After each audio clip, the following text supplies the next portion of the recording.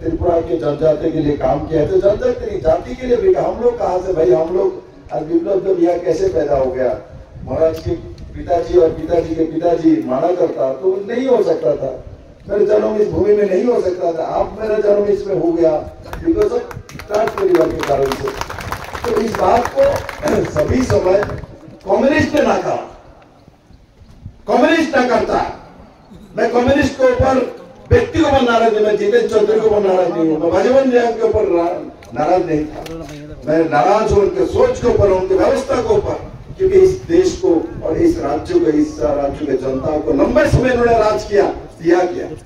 क्या बोल सकता जितेंद्र चौधरी जो हमने दिया, वो भी तो इस भूमि में जन्म दिया, जनजाति है, दिया क्या? मुझे एक पता जितेंद्र चौधरी बाद में बोलता विप्लव दत्त तो शिशु है, छोटा बच्चा है, मैं तो बोलता हूँ छोटा बच्चा ही हूँ, लेकिन बड़ा का आविष्कार हूँ, मैं बच्चा ही रहूंगा, आपके जैसे बूढ़ा होना नहीं चाहता हूँ, मैं बूढ़ा होना नहीं चाहता हूँ, मैं त्रिपुरा का ही बच्चा हूँ, यही मेरा नाम है, वही मेरा पहचान हो, ये मैं चाहता हूँ। और आपके मुंह से निकल गया, मैं आपको धन्यवाद देता हूँ।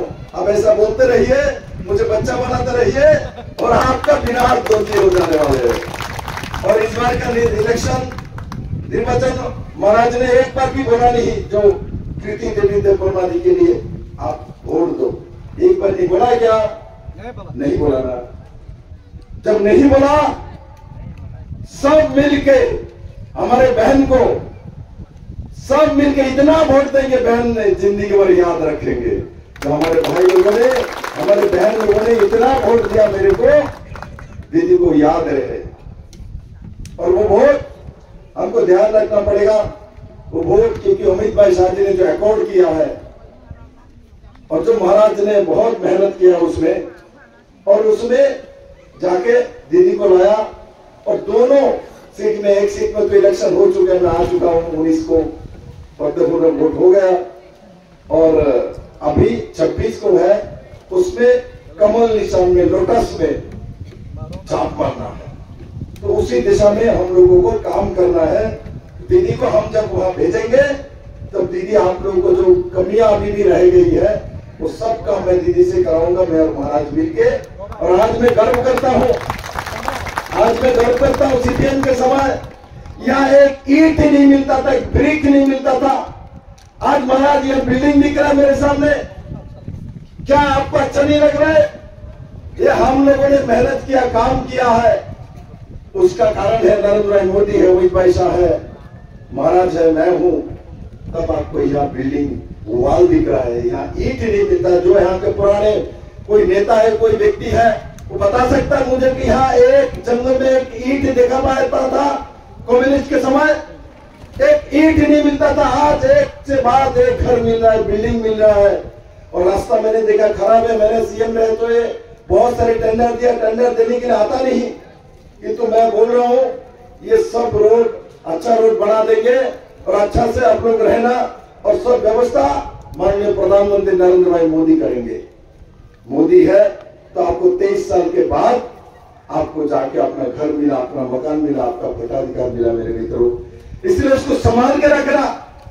गलती से भी कम्युनिस्ट ने जो काम किया है उसका भूलना नहीं है मेरे मित्रों।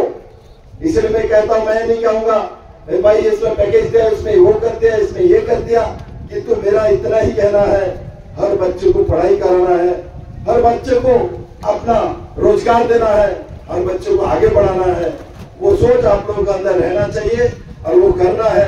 और यहाँ जो लीडर है, मैं इनको सभी को बोलूंगा, भाई अपने बच्चे जैसा यहाँ के बच्चों को भी आगे बढ़ाइए, यहाँ के सब बच्चों को आगे बढ़ाना है और आगे लेके जाना है। और मैं मानता हूँ ये जो 2024 का निर्वाचन है, 2024 का जो इलेक्शन है लोकसभा, ये कोई छोटे मोटे इलेक्शन नहीं है। ये क्या कौन सा इलेक्शन है? ये नरेंद्र भाई मोदी को तीसरी बार प्रधानमंत्री बनना मतलब भारत के सभी जाति जनजातियों को एक ऊंचाई में लेके जाना है। मेरे मित्रों, मैं बहुत ज्यादा डेटा नहीं बोलूंगा। मैं जानता हूं नरेंद्र मोदी जी ने जो नॉर्थ ईस्ट के लिए कितना बजट होता था और आज कितना बजट आता है, और कम्युनिस्ट के 10 साल में जब 40,000 करोड़ रुपए का बजट आता है त्रिपुरा में, और नरेंद्र मोदी के समय हमारे भारतीय जनता पार्टी के सरकार 10 साल में ये त्रिपुरा में 1 लाख करोड़ का पैसा केंद्र सरकार ने भेजा। 10 साल में 1 लाख करोड़। और कम्युनिस्ट के और यूपीए गवर्नमेंट के 10 साल में सिर्फ 40,000 करोड़ लेकर आया जितेंद्र चौधरी लोगों ने, मानिक सरकार लोगों ने। इसलिए मैं कहता हूं अभी जो कैंडिडेट आया है, मालूम नहीं है यह आया क्या नहीं आया, तो उनको पूछो। जो आपके पहले जो एमपी बनता था, जितेंद्र चौधरी मंत्री भी रहा है, उसने हमारे लिए क्या किया। अब 23 साल रिफ्यूजी बन के आपने देश में क्यों रहे, इसका जवाब जरूर पूछना, भूलना नहीं। अभी हम लोग कभी कभी क्या करते हैं, हमको घर मिल गया, हमको मकान मिल गया, हमको रास्ता मिल गया, तो हम भूल जाते हम लेके नहीं आए थे।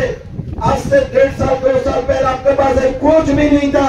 अरे सब घर रहेगा, ये रास्ता रहेगा, ये पानी रहेगा।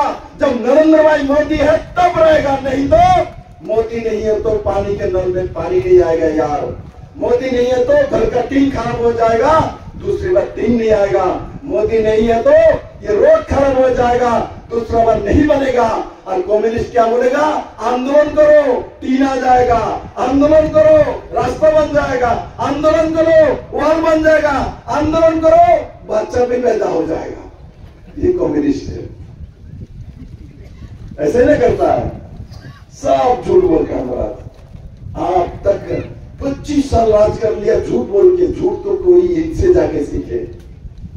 अब मैं कहता हूं आपको झूठ सीखने का जरूरत नहीं, क्योंकि आपके साथ नरेंद्र भाई मोदी है, अमित भाई शाह है, महाराज है, मैं हूं, त्रिपुरा का मुख्यमंत्री है, सभी लोग। आज सबसे बड़ी बात है, अब दीदी है, दीदी बहन है, लड़की है ना, लड़की ज्यादा प्यार करता है ना, या तो लड़की बैठे हैं, लड़की ज्यादा प्यार करते हैं, मां ज्यादा प्यार करेगी, दीदी जरूर प्यार करेगा।